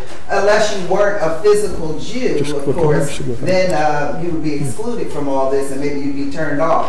But I could see how people could really get the big head and thinking that there's some special group, and believing in this sort of thing. It's amazing. So glad you're bringing it to our attention. Yeah. That's a good way to summarize it. That was a good way to summarize it. And you notice too in the scripture there where John, John, where he's always talking about who does not believe Christ came in the flesh. Right. This is the Antichrist. Well, he was talking about the Jews. Yeah. And they're the ones who did not believe in Christ. And they're not teaching Christ here. The whole object is to eliminate Christ for the sake of one God. I always wondered what they thought that they were teaching. Now this is giving me good insight. All right, Lynn, we'll just start right there. I've got boxes and boxes. Okay. And for this one, we have about 2 minutes left, so it looks like we'll have to reconnect again. So that's interesting. Okay, so the Kabbalah, the misunderstood doctrine. Kabbalah is one of the most grossly misunderstood parts of Judaism. I have received several messages from non-Jews describing Kabbalah as the dark side of Judaism, describing it as evil or black magic. On the other end of the spectrum, I received many messages wanting to learn more about the trendy doctrine popularized by various Jewish and non-Jewish celebrities. These misunderstandings stem largely from the fact that the teaching of Kabbalah have been so badly distorted by mystics and occultists. Kabbalah was popular among Christian intellectuals during the Renaissance and Enlightenment periods, who reinterpreted its doctrines to fit into their Christian dogma. In more recent times, many have wrenched Kabbalistic symbolism out of context for use in tarot card readings and other forms of divination and magic that were never part of the original Jewish teachings. Today, many well-known celebrities have popularized a New Age pop psychology distortion of Kabbalah. I've heard it derisively referred to as crap-bala. It borrows the language of Kabbalah and the forms of Jewish folk superstitions, but at its heart it has more in common with the writings of Deepak Chopra than with any authentic Jewish source. Are we off now? This is probably a good time to see if there's any comments. Yeah, anybody got anything they want to share or ask? Are we resetting this? That won't give you, it won't give you something to set a time limit. We'll try it. So you're giving background on the different aspects of Judaism, but it's not something, it's something not to do. Yeah, and what I'm focusing in on here is what those that the Chabad Lubavitch movement, the most powerful sect in the world, what they believe. Right. And they are Orthodox rabbis that embrace the Hasidic Kabbalah beliefs.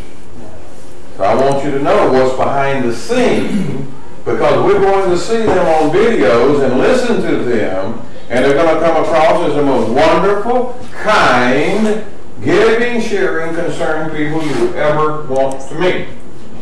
But we're also going to go behind the scenes of what they really believe, what they've written in doctrine and information that's not so much in the public about what they really believe and why they're under so much of a fervent zeal to get this program, this Noahide program in place. There's motives, big motives behind it. So, but what we're, it doesn't really matter particularly what the other Jews sects believe. This is the largest, this is the most powerful, and this is the one making inroads into world leadership. And this is the most satanic. Well, anything that's not of Christ is satanic. But it goes further than the others into the mystical, spiritualist type of information. Are we back on here? I think so. This is, for some reason, So, I did. who do you think is the most condemning? The Romans or the Jews? That's like in saying, well, who is worse, Satan or Satan? Yeah. Right. But who is going to... They're both going to kill you. Yeah, I mean, the world order. Rome, because Rome most likely, we'll get into this when we'll make darkness of it, most of it showed in Revelation the false church riding the beast. So the beast is normally the political, military power, just like Rome had its religious leader, the Pope, it had its military leader, the emperors.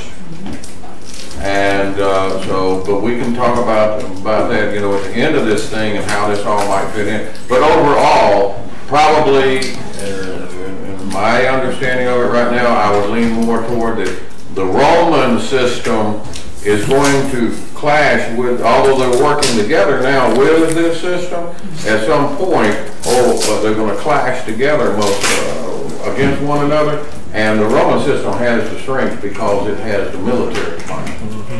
And if there are more Christians than are Jews, we didn't even know anything about this. Most people don't know anything about this. This is the belief of the Jewish people, and not all of them agree. No, that's true. There's no way that they're going to be more dangerous to us than the Roman beliefs. As a matter of fact, they'll probably kill them. It'll be easy to get rid of them. So, well, it may be at the end there, but along the way. In the end. Yeah. Let me throw this out for a historical perspective. Yeah, so from a historical perspective, remember the foundation of Christianity. It was in the Roman world, but it was amongst Jewish people. So who was the one who condemned Jesus to death? It was the Jews. Right, it was the Jews who condemned Jesus to death. All right, now they turned Jesus over to the Roman authorities to actually kill him. Who were the ones who killed Stephen? Who drew first blood? Yeah, who drew first blood? It was the Jewish people who started the persecution, and they did that because they felt like if some rebel rouser stirs up the Jewish people, that's going to stir up the wrath of Rome. Yeah, Christ was considered a rebel rouser. And they had leaders before who had been crushed by the Roman Empire. So I could foresee a system where these Noahide laws are being violated by us, as an example, as true Christians, and Jewish people saying to the beast power, you need to stop these people because they're talking about this king returning and taking over.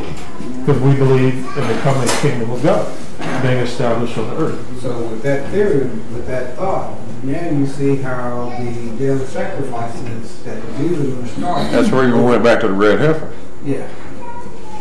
They're going to be interrupted in midweek. That's coming from the power that comes from the Roman. And we're going to tell you something about the red heifer. Lani and I are going to tell you something about the red heifer you don't know yet. Most likely. Right? Probably. Yeah, most likely. And it's going to, you're going to go, whoa, now I understand what's cooking here. But we got to get on down the road and lay some more foundation first. Okay, before we restart, again, for anybody on the phone line, we do have a third number now, unfortunately, but it is 484-473-144. So again, if you're on Zoom, it's 484-473-144. Okay, go for it. You want to hit that last paragraph, or that last one? Okay, so well, let's pull it on up here, right there. So we're still talking about the Kabbalah. Pull it on down. Minimize that too. Okay. Yeah. Get it down here. All right. Okay. Okay, so I do not mean to suggest that magic is not a part of Kabbalah. So obviously magic is a part of Kabbalah. There are certainly many traditional Jewish stories that involve the use of hidden knowledge to affect the world in ways that could be described as magic. The Talmud and other sources describe supernatural activities to many great rabbis. Some rabbis pronounce a name of God, as ascended into heaven to consult with the God and the angels on issues of great public concern.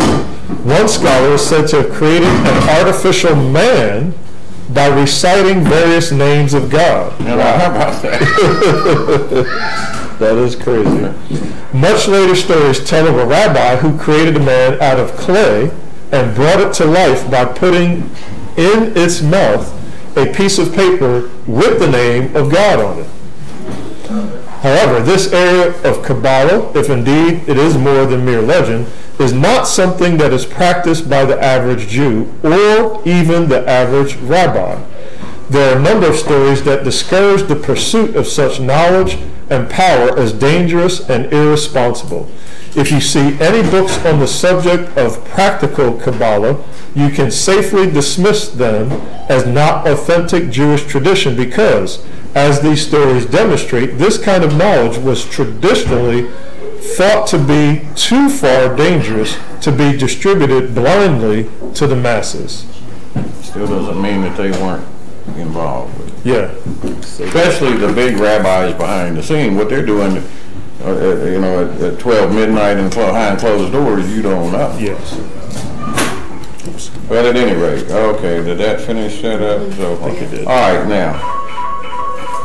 So we got a few more minutes. Before 3. Excuse me? Before 3. We got a few more minutes before 3. I'm sorry. We have only a few more minutes before 3. Before 3 p.m. Was that when we knock off? Yeah. Okay. All right. Let's examine. Well, this will probably do it. I don't know if we get that far. Let's examine one of the many metaphysical, mystical Jewish beliefs which the followers of Kabbalah teach and embrace, just to become a little more knowledgeable about that mystical thought process. And this is wild. Now they're big reincarnation people. Let's see. Let's see if I can get it. Let me go back one. I can get this over here. Okay. Let's see if I've got things here. No, we just pretty much. All right. Let's go here. Right here, man. Can you start up fresh with that? Whatever you want to do. Yeah, this is a good. You can get into this and it's going. Well, let me get, this is the only parts where we need to, like Kabbalah, for instance, they believe in reincarnation, and Kabbalah explains that the soul is comprised of 613 channels, 613 laws, which parallels the 248 limbs and 365 blood vessels of the body. These 613 channels attain eternal elevation. Let me read down here. When all the 613 mitzvahs or laws or good deeds are fulfilled by a soul in its earthly descent. Usually a soul does not manage to fulfill all the commandments in one descent, in one lifetime. Okay. And Alizal writes that every soul must be repeatedly reincarnated until it has fulfilled all the 613 laws in thought, speech, and action. In the previous chapter, the notion of purification through Hinman was introduced. Here the soul is cleansed in order to be elevated to the Garden of Eden. How is this concept reconciled with the possibility of reincarnation and a return to our world? The Kabbalists explain that when a soul returns to this earth, the part of the soul that was elevated by its Torah teaching, the one that was obedient and kind of got into conquered keeping some of the laws, the part of the soul that elevated by its Torah teaching, learning, and mitzvah means good deeds or commands, performance is not reincarnated. Rather, it is only the parts of the soul that were not affected by the first incarnation that return. In other words, if you couldn't overcome something, some laws or something in a certain area of your life, that's the only part of your soul that returned is the one to get that one right. Get that connection. The possibility of a soul being divided and part of a soul being reincarnated is discussed at length in Kabbalah. The original idea stems from the fact that the soul of Adam was composed of all future souls, and that the soul of Jacob was comprised of 70 parts, which were then further subdivided into 6,000 souls of Israel. These 600,000 souls of Israel, these 600,000 were then subdivided further into another 600,000 through various reincarnations. All the parts of the soul are elevated, and once the entire soul has been elevated, the soul is no longer reincarnated. This explains the strange phenomena of why certain people engage in a specific good deed in which they excel. It could be that person's soul descended again for the sake of that specific good deed. So that just gives you a little idea how these people think. Yeah, you know why Paul would say, don't get caught up in the philosophy of men, because these, this stuff was being banded around during his time. Okay, Paul had to deal with Gentiles, he also had to deal with their Jews, and that's how there's so much confusion and misunderstanding about how Paul is addressing things. Yeah, it's because he's addressing two that are attacking from both sides. And it seems like they had as many split-offs in their religion and their way of thinking as the Christians with all these different denominations. Yeah. So because we're just talking about one aspect of Judaism, there's lots of others apparently that have other beliefs. So it's amazing how confusing. Most people, when they think of Judaism, they think of they're closer to God, they're very godly, they're very, but this shows you right here, they're confused. They can be just as satanic as... And confused. The scripture there in Revelations 12:9 says Satan deceived the whole world, including the Jews too. Right. They were deceived way before Christ came along. Right. And especially when he came, they were the first to reject him. Maybe not. Just like Lynn was saying, they killed him. Okay? The Romans passed down the sentence of death, but they were the ones who turned him in to be killed. Yeah. And if you don't know all these different aspects of Judaism, then what the Noahide laws and their teaching can look really good to you. Can seem really right. But the reason he's given all this background is to show that there's a lot of deception. Show that Satan is busy at work. He has not left one stone unturned to destroy the people of God. Yeah.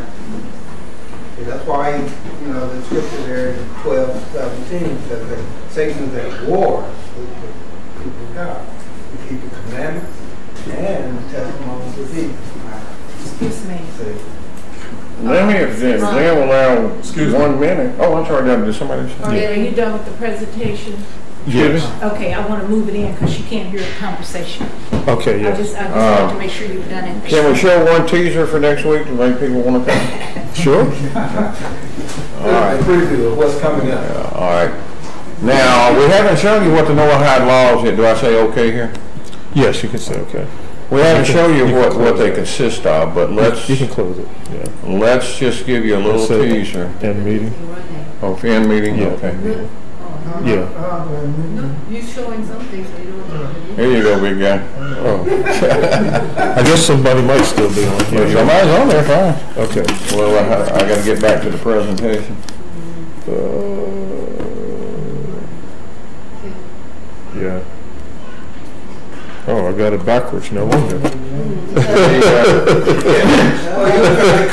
I was trying to.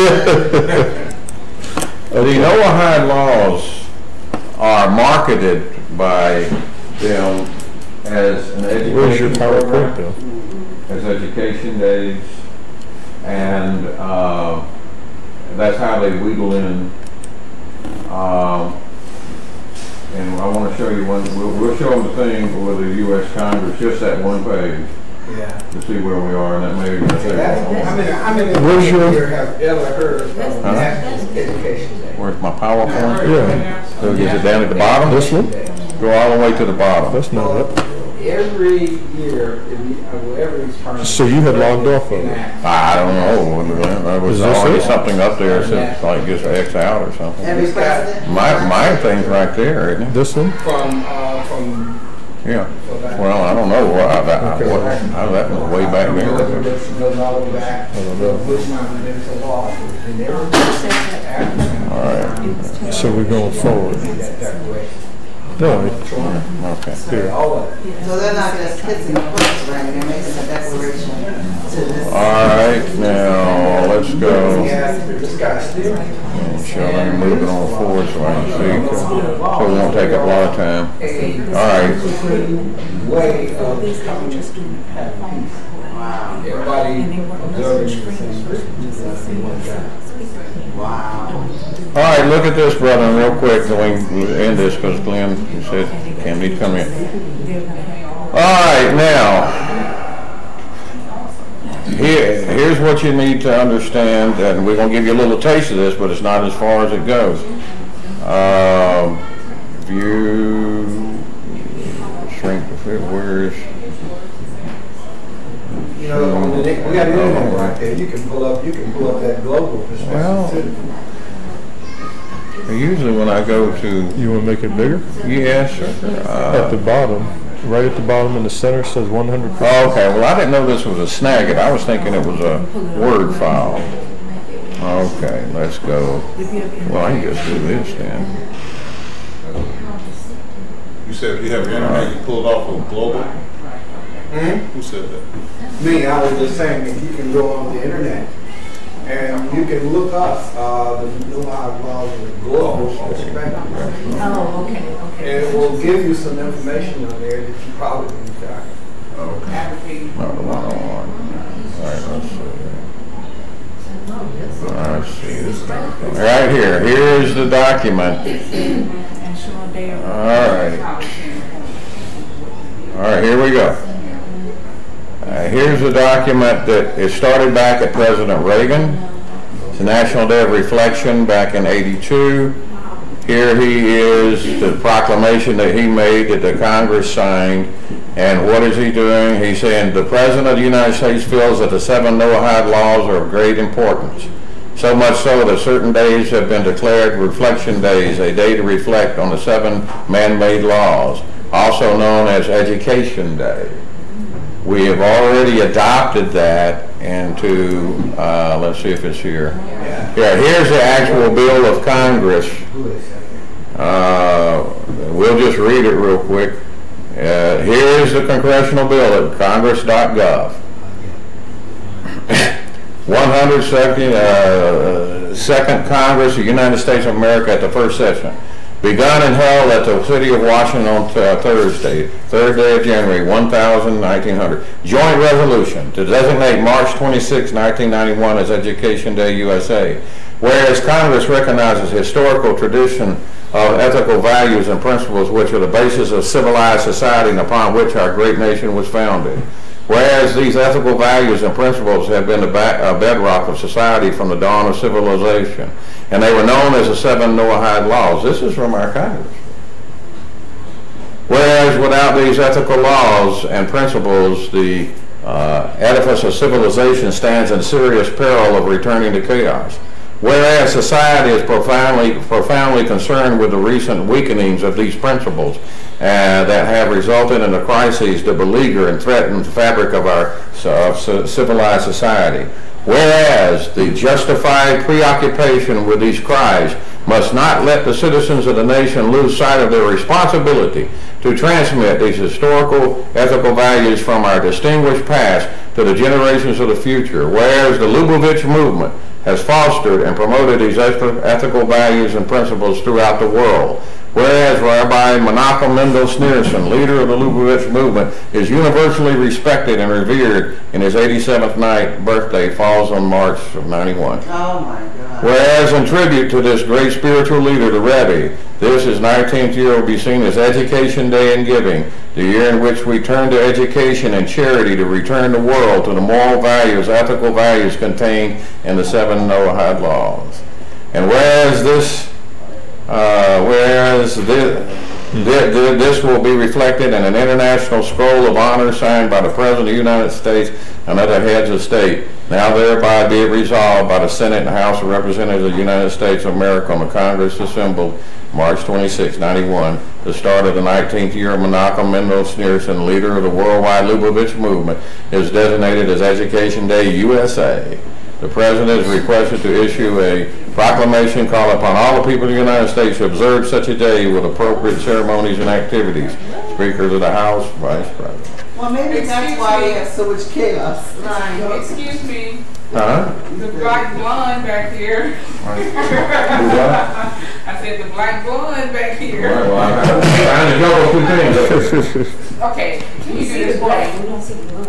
I don't really. Can you do this for me, as always? Can you kind of sum it together as the who, the what, the when, the where? Well, were you here all the time? I was. You know, my little pea brain just don't get it. I mean, so far I understand that this M person is a Jew. Correct. What's happening here? Yeah, I mean, Schneerson is Maimonides. Right, the M man. Maimonides was a 12th century Jew. Right. The greatest scribe. Schneerson is one of his disciples. Okay. And in 1944, okay, they brought that philosophy and theology here. What was that? The Noahide laws, the Lubavitch Chabad movement from Russia. Okay. And the Noahide laws are a set of laws that the Jewish people have said, okay, if you Gentiles keep these, you will be saved. You will have salvation. Otherwise, you have no salvation. Now, let me, I'm going to let you run. Okay. The other part of it is that they look at education as the catalyst for growth in all nations. It's a benefit to all nations for everybody to be educated. You know. All right, I'm sorry. I don't mean to. Okay, I just have one question. I was bringing this point to Gabe, right? Okay, is that this I can't pronounce it. Maimonides? Yeah. When you look at that, is this part of their education plan as well? Because they also, one of the things they taught is that blacks was like just a little higher than the apes. So well, no, listen, hear me out. No, we're going to cover that. Okay, no, listen, hear me out. Listen, listen. No, let her finish your question. Yeah. So my question is that is that part of the educational system? You know, it's the reason they brought up the educational system in order to deny the Gentiles, quote unquote, whoever who's not Jewish, or Israelite to say that this education system is for them, or? Well, here's the deal, and again, you're asking me to reveal things that we're not ready to reveal and cover. All right. That's what, that was funny. You know, we're gonna have to go. Let's don't get too far. I jumped ahead here just to give you an idea that look, it's already a law in this nation. Signed by the Senate and the Congress. You didn't know it. You're already under bondage to Cuba. They just haven't enforced it yet. Right. Gotcha. I'm with you. That's the point that I'm getting to. That's what I was. And that's what I pointed out. You know, we'll work up to answer what you're saying and the real motive behind all of this. And their real thoughts about non-Jews. Right. And so forth. And how that's totally different from what they're marketing out here, and the reason they're marketing so tenaciously. But again, I don't want to get too far ahead and start opening up subjects we have no foundation for. Exactly. We have somewhat of a foundation, just to give you a sneak preview that, hey, when I said earlier, brethren, it's already happened to you. And you don't know it. It's just, the noose has been put around your neck. If the laws are there, it just hasn't been enforced yet. As soon as the world leaders are ready, they're going to pull that, you will do it. And we're going to show you what the Noahide laws are and why we will be guilty. Because it will not accommodate our beliefs. So, Lani, is this the government's way of appeasing the Jews? Because they've already been following Protestantism. So they're pleasing the Romans on that side. So now I see, and I'm looking at this picture of the president signing with these I wouldn't think it would be. So if they sign a law saying on the 3rd of January they have to do this, they're appeasing the Jews. Well, so I guess they're trying to ride. They have every president since then, Bush Jr., Clinton, Obama, Trump, has re-signed this every year. Right. Yeah. The point is that they believe that education is a benefit to your neighbor, to your family, to your nation. So the more education you get, the better off the world is going to be. And if they can get to the higher ups, they said, like the president or people higher in government, then they have the political backbone or foundation to go to the general public. Right. But education is moral things too. Moral education is the thing that they're pushing. And the 7 laws are the foundation of the moral characteristics that they want the whole world to abide by. She's got a question. And most of them are good, except for 2. And 2 of those, they want it under the theocracy that they have, their idea of theocracy. She has a question. Yes, ma'am.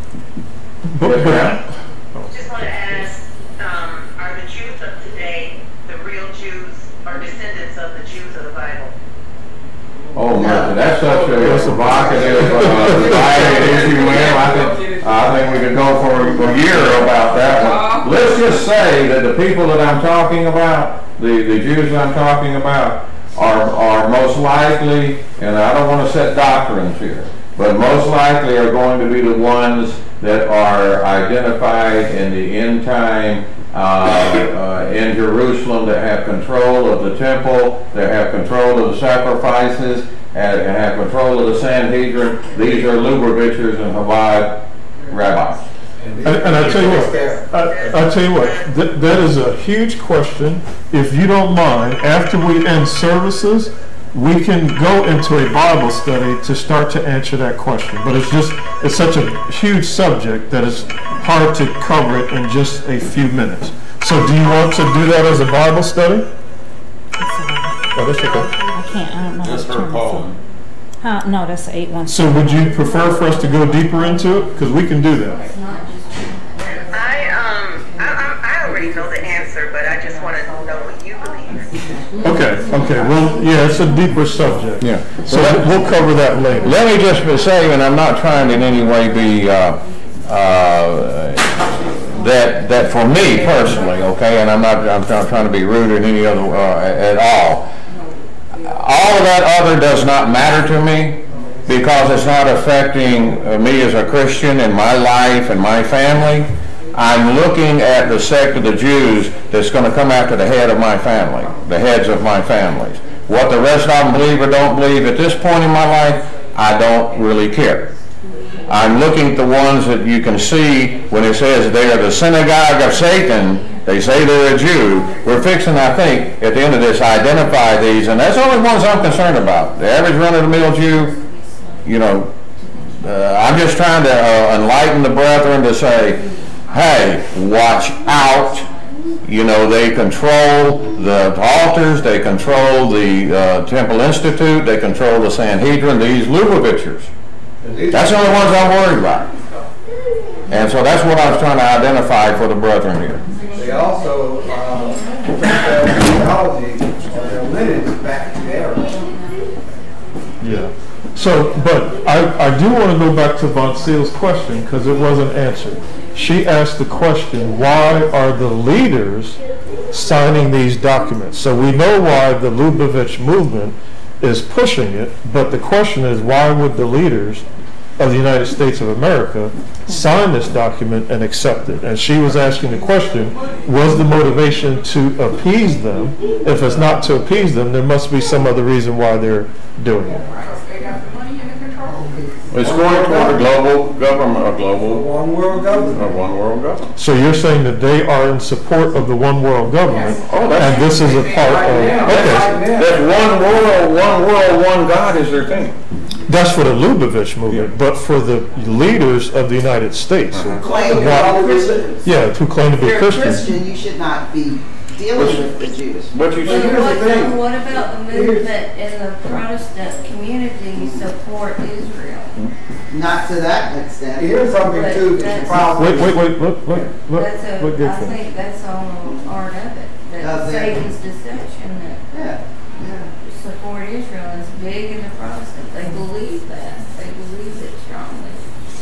Well, what's got to be understood here without giving things more away, and I'm not going to say anything else because we're going to keep doing it, but their idea for the non-Jew, for the Gentile, their theology on it in the 7 Noahide laws is you can believe in worship any God you wish as long as you believe that God is infinite. Yeah, that's the way. And the Arabs have signed on, and you'll see how many cultures around the world have signed on. They say, we can do this because we believe in one God. You have to believe in one God, not many gods. You have to believe that God is infinite, and it doesn't matter, and you can create your own form of worship. So everybody's signing on because that brings one, everybody, well, I can handle that, that's peaceful. The Muslims say, we can handle that, we believe in Allah. You know, there's other laws right here about treating neighbor, hey, that's cool, that's good. Everybody's signing on board. Right. So that's basically, but we got to get to these points before we answer all of these questions. And you'll see it all come together as you see what their theology is that they're marketing. We hadn't even identified the 7 laws of Noah yet. Yeah. You know, and something else too, I had to go and visit the congressman from my area, right? Mm-hmm. And I posed the question to his assistant. Had she ever heard of the National Education Day? And she hadn't heard of it. And neither had the congressman. Even though it was a law, it's signed into law. They have no idea of what this National Education Day involves. Only that it teaches some good moral values that everybody could identify. Yep. It's their definition of their religion of theology of the God. That's the biggest issue. If you get an opportunity to read some of these declarations that our president, the presidents of this country, has signed. Each one of Trump, he had Trump up there a few years ago, signing that thing into law. Well, we know he doesn't read. But I wonder. There's one up there of Obama signing that. I know. But see, the thing that's the thing that confuses me, because all of our presidents claim to be Christians. They believe in Christ. So if they read, if they truly understood what these Jews are trying to pull over on them, they would never have signed it. So that just goes to show you the Satan truly has deceived. Well, they said he deceived the whole world. They deceived Yeah. Okay, let's wrap it up. Okay. Yeah. Well, I'm done. Okay, good. Yeah. What do you mean good? No. What a man. Yeah, we're All right, thank you, Lani. yes, thank you very much. Very good. Appreciate you. Thank you, Mr. Finley, for sharing with us Yes, sir. understanding of the Word of God, and telling us for the coming peace, power, and how to be Christ asks us to watch and pray. We're going to bring the service to a close.